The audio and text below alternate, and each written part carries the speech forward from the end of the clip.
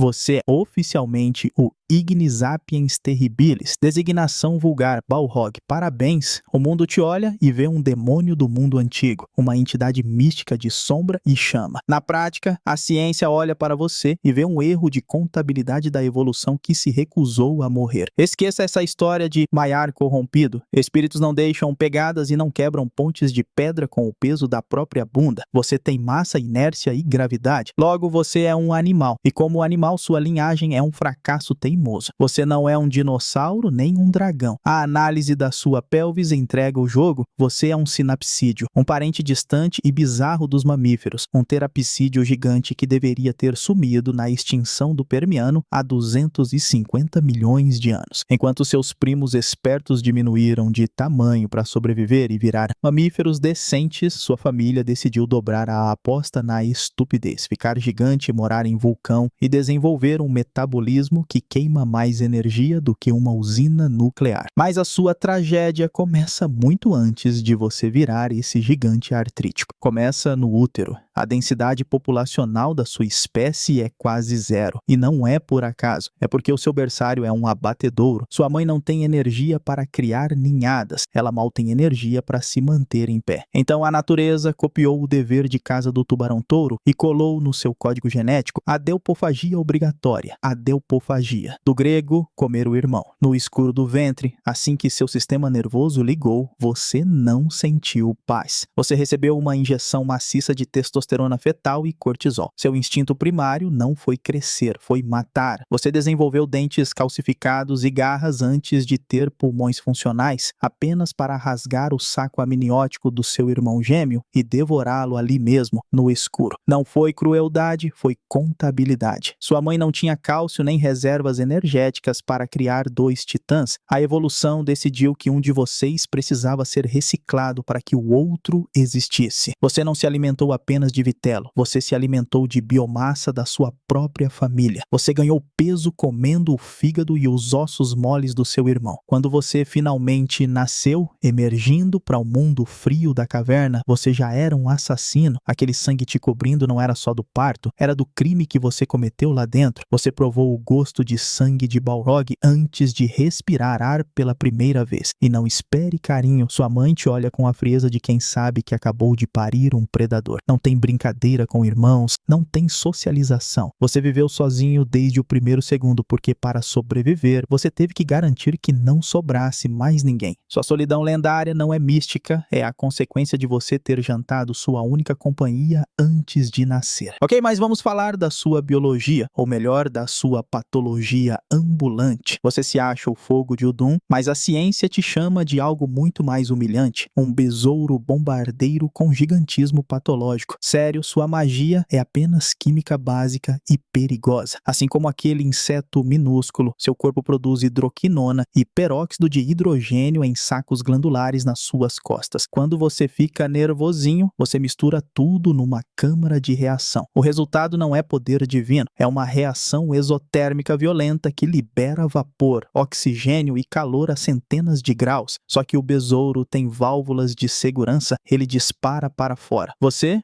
é uma máquina velha com as juntas estouradas. Seus esfíncteres biológicos falharam há milênios, senescência. Você não controla o fogo, você vaza fogo. Essa aura de chamas que te cerca não é intimidante, é incontinência química. Você está literalmente vazando combustível e pegando fogo em câmera lenta, porque suas vedações internas ressecaram. E essa fumaça preta, a famosa sombra, não é trevas, é fuligem, é carbono particulado da sua própria carne e óleos rançosos queimando de forma ineficiente. Você vive envolto numa nuvem de poluição cancerígena que sai dos seus próprios poros. Você é uma chaminé entupida com pernas. Mas olha só o preço que você paga por ser essa caldeira furada. Viver envolto nessa nuvem tóxica significa que você respira fumaça passa 24 horas por dia há milênios. Seus pulmões não são órgãos funcionais, são sacos de lixo cheios de alcatrão e cicatrizes. A medicina chama isso de antracose severa e edema pulmonar crônico. Sabe aquele rugido gutural que você faz e que assusta todo mundo? Não é um grito de guerra, é estridor respiratório. Você está literalmente sufocando na própria poluição, grunhindo para tentar puxar um fio de ar limpo que nunca chega. E tem a questão do peso. A física odeia você. A lei do quadrado cubo é implacável. Você dobrou de tamanho, mas seu peso multiplicou por 8. Seus ossos não acompanharam essa matemática. Você pesa umas 15 toneladas, mas tem o esqueleto de um terapsídeo que deveria pesar 2. Resultado, suas articulações são uma zona de desastre. Você sofre de osteocondrose dissecante. Pedaços de cartilagem morta se soltaram dentro dos seus joelhos e flutuam no líquido sinovial, travando a junta a cada passo. Caminhar para você é sentir areia de vidro moído entre os ossos. Você não é um monstro ágil, você é um edifício condenado com alicerces podres, movendo-se na base da teimosia e da dor crônica, carregando um forno químico que cozinha seus órgãos internos enquanto seus joelhos gritam por misericórdia. Pois é, você sobreviveu ao nascimento canibal e ao massacre uterino. Agora você é uma criança Balrog perdida nas raízes das montanhas. E sabe o que tem pra comer lá embaixo? Nada. Você cresceu num ambiente oligotrófico, né? O que é chique pra deserto de comida. Não tem almas pra devorar, não tem exércitos de elfos dando sopa. Tem fungo, inseto cego e água pingando com gosto de enxofre. Para um animal que precisa manter uma fornalha interna acesa, isso é uma sentença de morte. Sua infância não foi brincar de esconde-esconde nas sombras, foi uma batalha desesperada contra a termodinâmica. Para não morrer de inanição logo na primeira década, seu corpo ativou o modo de economia de energia extrema, a estivação geológica. Esqueça aquela ideia romântica de dormir por eras, esperando o retorno de Morgoth. Você não estava descansando, você estava em coma. Um coma metabólico induzido pela fome absoluta. Você desligou seu cérebro, reduziu seus batimentos cardíacos a quase zero e ficou lá paralisado no escuro, digerindo as próprias reservas de gordura e músculo por séculos. Crescer para você foi feito em soluços de consciência entre milênios de apagão. Você acordava faminto, lambia uma rocha radioativa para absorver calor geotérmico, geofagia energética,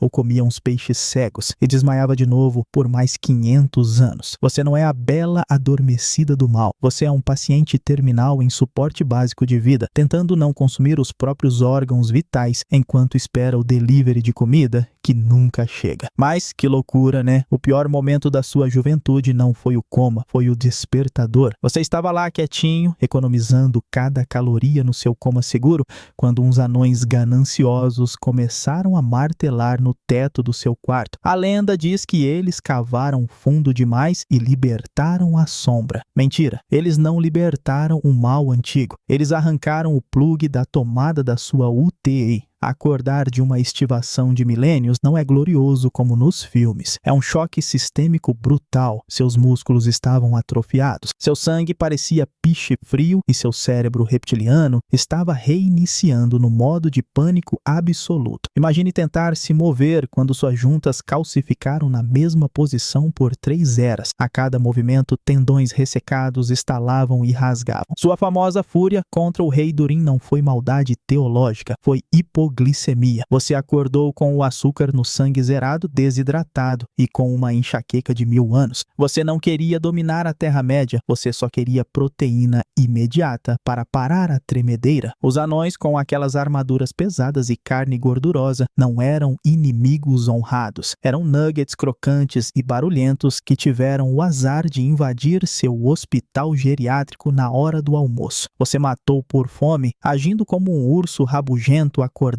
no meio do inverno, só que com muito mais fogo e bem menos paciência. Mas ok, você devorou o reino de Moria. Parabéns, encheu a barriga por um século. E agora, bem-vindo à sua vida adulta, que se resume a uma única e desesperadora missão: não apagar. Você é um paradoxo termodinâmico, um animal do tamanho de um prédio que precisa manter a temperatura interna de um alto forno, vivendo num buraco gelado onde a comida é escassa. Você não é um lorde do escuro. Você é um viciado em calorias em em crise de abstinência eterna. Orcs e goblins, por favor, eles são magros, fibrosos e cheios de metal ruim. Comer um orc para você é como um humano tentar sobreviver comendo um grão de pipoca por dia. O custo energético de caçar, mastigar e digerir aquela carne podre quase não paga o esforço de levantar o braço. Para não morrer de inanição térmica, você desenvolveu o hábito alimentar mais triste da natureza, a geofagia radiativa. Quando não tem carne, você se arrasta até as fendas mais profundas, onde o manto da terra está exposto, e literalmente lambe as pedras quentes. Você se alimenta de calor geotérmico e isótopos radioativos. Talvez seja isso que vocês chamam de mithril, né? Urânio enriquecido com marketing. Você passa dias abraçado a uma ventilação vulcânica, absorvendo calor passivamente como um lagarto gigante e patético só para economizar a gordura que você não tem. Sua rotina não é planejar a destruição do mundo, é ficar encostado no aquecedor do porão tentando não morrer de frio por dentro. Mas olha só as ferramentas que você usa para manter essa vida miserável. O famoso chicote de fogo. Você acha que é uma arma mágica forjada por ferreiros infernais? Não, a biologia é clara. Aquilo é um órgão, é um tentáculo glandular extrusável, uma tripa longa e pegajosa que você ejeta do pulso coberta de muco inflamável. É nojento. Você não está lutando com uma arma. Você está chicoteando seus inimigos com um pedaço da sua própria carne interna. E sabe por que ele se despedaça ou quebra nas lutas? Porque é tecido mole, não aço. É autotomia ofensiva. Você sacrifica pedaços do seu próprio corpo para tentar queimar o jantar. E as famosas asas.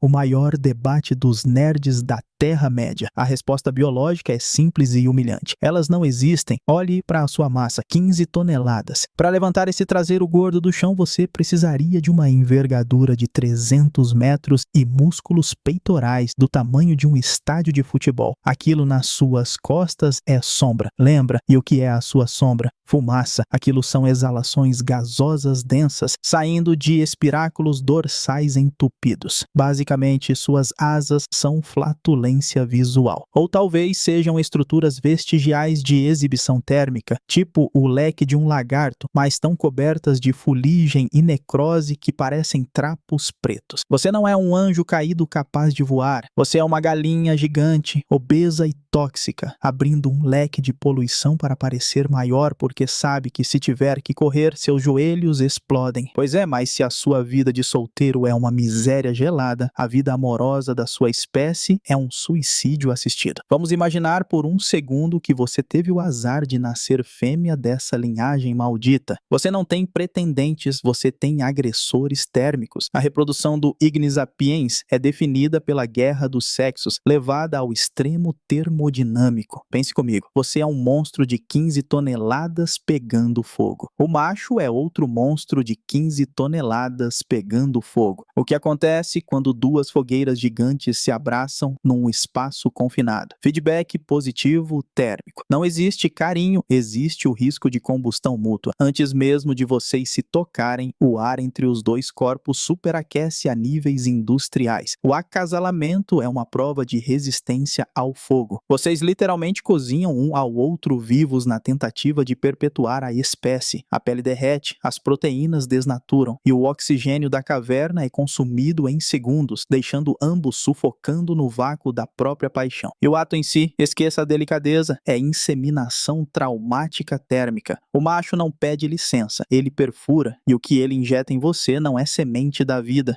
é um coquetel químico de alta temperatura cheio de precursores de combustão tão corrosivo que o seu trato reprodutivo encara aquilo como um ataque biológico, não como fertilização. Mas a humilhação não acaba no ato. Digamos que você sobreviva ao amor corrosivo e quimicamente tóxico do macho. Agora você é uma fêmea grávida num deserto de recursos. Lembra da adelpofagia? Aqueles bebês canibais que você está criando no ventre? Eles precisam de cálcio para os dentes e fósforo para o fogo. E você não bebe leite, você lambe pedra. De onde vem esse material? Dos seus ossos. A gestação para você é um processo de osteoporose galopante e canibalismo reverso. Você dissolve o próprio esqueleto para montar a armadura dos seus filhos assassinos. Eles drenam suas reservas minerais, até suas costelas ficarem finas como vidro. No fim, se o parto dos gêmeos canibais não te matar, a fraqueza mata. Você se torna uma casca vazia, quebradiça, sacrificada no altar de uma biologia inviável. Por isso você, Balrog de Moria, é o que a ciência chama de Endling. Você é o ponto final, o último indivíduo. Não tem mamãe Balrog escondida em outra caverna, não tem ovos de Balrog chocando no abismo. A reprodução da sua espécie é tão desastrosa, tão cara e tão letal que a seleção natural basicamente proibiu que ela continuasse. Você é um celibatário forçado pela termodinâmica. Sua linhagem é um beco sem saída genético que termina exatamente quando o seu coração parar. Você carrega a memória biológica de uma era inteira e ela vai virar cinza junto com você.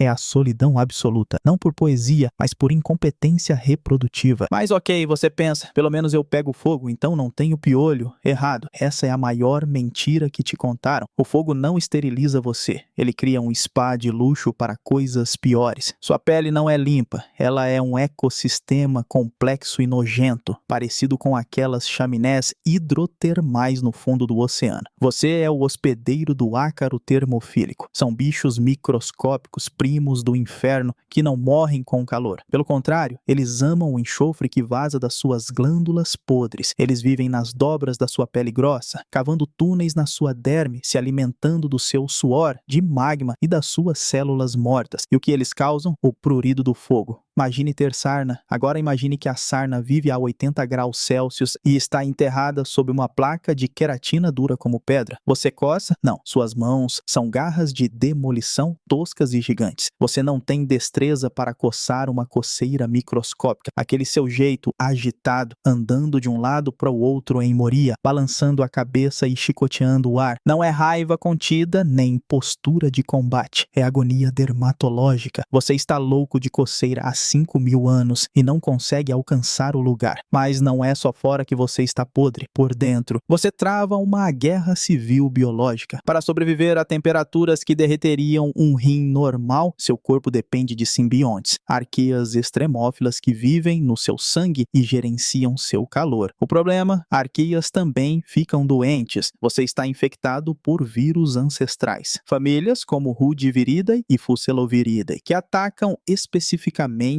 seus simbiontes térmicos. O resultado? Seu termostato interno quebrou. Você sofre de desregulação térmica viral. Sabe quando seu fogo explode e depois parece quase apagar, soltando só fumaça preta? Não é efeito dramático para assustar Hobbit. É febre, é o seu sistema de refrigeração e aquecimento falhando em tempo real. Você vive num ciclo de calafrios de hipotermia, que para você é esfriar até uns 200 graus Celsius e picos de febre absurdos que cozinham seus próprios órgãos vitais. Essa necrose que você sente nas juntas é tecido morto porque a circulação de calor falhou. Você é uma caldeira nuclear sendo operada por bactérias doentes, oscilando entre apagar para sempre e derreter o núcleo. E não tem remédio para vírus do Permiano. Você só aguenta, treme, coça a sarna de fogo e queima errado, torcendo para não explodir por dentro antes do jantar. Que loucura, né? Você sobreviveu a tudo, mas o tempo é o único predador que você não consegue queimar. Você chegou à velhice, o que para um Ignis sapiens significa que você virou um museu de patologias ambulante. A tal imortalidade é marketing. A sua realidade é a senescência biológica acumulada. Sua coluna vertebral é um desastre de engenharia. Milênios carregando 15 toneladas em postura bípede forçada fundiram suas vértebras. A ciência chama isso de espondilose anquilosante. Você não tem flexibilidade, você é um bloco de osso rígido e inflamado. Virar o pescoço para olhar para trás? Impossível. Se algo te atacar pelo flanco, você precisa girar o corpo inteiro como um tanque enferrujado, estalando ligamentos calcificados que soam como tiros de canhão. E a sua visão? Você vive no escuro absoluto, mas seu próprio corpo emite luz intensa e calor radiante. É um erro de design estúpido. Seus olhos foram cozidos pela radiação do seu próprio rosto. Você tem catarata térmica bilateral. Suas córneas estão opacas placas leitosas, queimadas de dentro para fora. Quando a Sociedade do Anel entrou em Moria, você não viu inimigos, você viu borrões cinzentos e sentiu o cheiro de proteína. Você não é um vigia atento, você é um velho quase cego tateando no escuro, guiado apenas pela fome e pela dor nas juntas. Mas o pior da velhice não é a dor, é o frio. Você sente o núcleo esfriando. Aquelas glândulas dorsais que produziam seu combustível químico estão secando. É a menopausa metabólica. Você não consegue mais sustentar a reação exotérmica completa. Sabe o que isso significa? Combustão incompleta. É por isso que você tem mais sombra do que chama agora. A sombra é fuligem de uma queima ruim. Você é um motor velho soltando fumaça preta porque não consegue mais queimar o óleo direito. Você tenta se acender para assustar um intruso, mas só consegue soltar uma nuvem tóxica e algumas faíscas tristes. Você é a chama de Udum reduzida a uma chama piloto com defeito. E a solidão? Ah, essa é física. Você é um Endling senil, não tem ninguém para cuidar de você, ninguém para trazer comida, ninguém para coçar suas costas cheias de ácaros. Você vaga pelos salões de Moria não como um rei, mas como um fantasma demenciado, gritando para paredes vazias porque o silêncio te lembra que sua espécie já morreu. Você é o último suspiro de uma biologia fracassada, tremendo de frio num buraco escuro, esperando que algum aventureiro tenha a decência de terminar o serviço antes que seus rins parem de vez. Pois é, chegamos ao fim. E você acha que seu final foi épico, caindo num duelo de titãs contra um mago poderoso? Não foi. Seu fim foi uma aula de física básica que você reprovou. Primeiro, a ponte.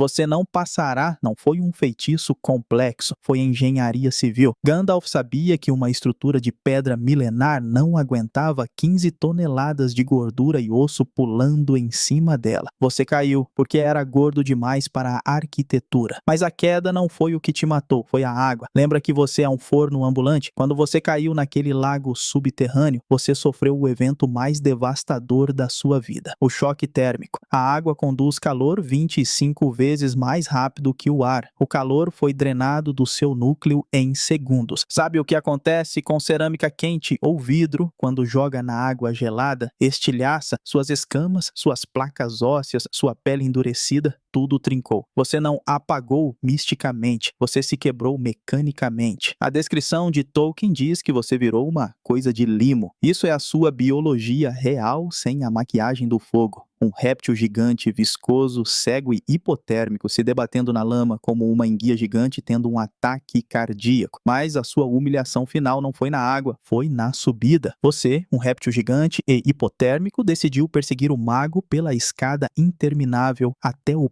pico de Zirak-Zigil. Pior erro tático da história. Você saiu das profundezas, onde o ar é denso, para a zona da morte da alta montanha. Seus pulmões, já destruídos por milênios de fumaça e antracose, entraram em colapso. O ar lá em cima é rarefeito. E adivinha, sua reação química de combustão precisa de oxigênio como comburente. Sem ar suficiente, seu fogo não acende. Você chegou ao topo, não como um demônio em chamas, mas como uma besta ofegante, azul de cianose, tentando riscar um fósforo molhado. Gandalf não te venceu na esgrima, ele te venceu no cardio. Você morreu de falência aeróbica e hipóxia de altitude. Enquanto você sufocava, tonto pela falta de oxigênio, o mago te empurrou. E a gravidade, sua inimiga desde o nascimento, fez o resto. Você caiu da montanha e se esborrachou nas pedras lá embaixo. Você não morreu como um guerreiro lendário. Você morreu como um alpinista amador, gordo e asmático, que não aguentou a subida e teve um ataque cardíaco no cume. Seu corpo ficou lá, esfriando, virando apenas uma carcaça química, vazando chorume no gelo, provando que nem toda a maldade do mundo antigo consegue vencer a falta de fôlego. Afinal de contas, porque é terrível nascer como um Ignis Sapiens Terribilis, porque você não é um deus, é uma panela de pressão com defeito. Você nasce comendo seu irmão, vive coçando sarna de fogo, respira sua própria poluição e morre porque é gordo demais para uma ponte e asmático demais para escalar uma montanha. Você é a prova de que até o mal absoluto precisa de um inalador.